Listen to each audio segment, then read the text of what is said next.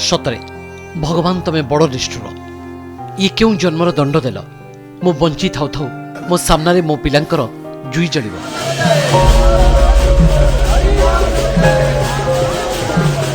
याठारु कष्टकर बोधुए गोटे माँ पाई किछि न होई पारे।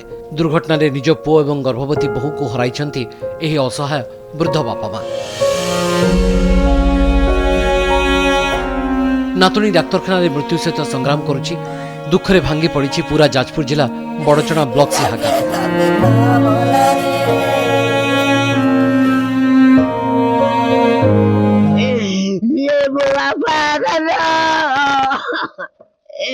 ये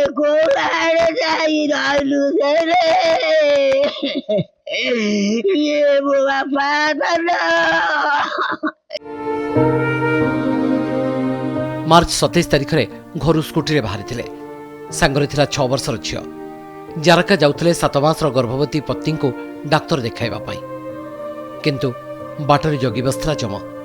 डाक्तर देखाई फेरुथुवा समय एक अजणा कार सेमानकर स्कूटी को धक्का देला। रास्ता पर छिटकी पड़ले स्वामी स्त्री और झियो। गुरुतर अवस्था सेमानकु कटक बड़ मेडिकल भर्ती करागला। सेठारे स्वामी स्त्री दुहे आखि बुझले। दुनिया देखिबा आगरु माँ पेट्रे आखि बुझीदेला 7 मासर शिशु। आ कुनी झियो डाक्तरखाना रे मृत्यु सहित संग्राम करुछि। ए खबर सुनला परे शोकरे फाटी पड़ी पूरा गाँ।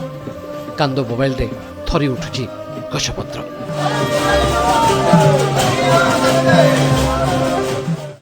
से पुआ भला पुआ झील झील गति क्या गति कहला काकी काकी घर को पड़े मोर गोटा भारी माइंड गली गली आईसीरे ऑक्सीजन लगी घर पड़े ये भण जागती बोली बोले बिजू कौन खबर कहला बाबू 2 जन सपा से जानलु। सुब्रत सानपुआ हेले भी घरर समस्त दायित्व तांको उपरे थिला।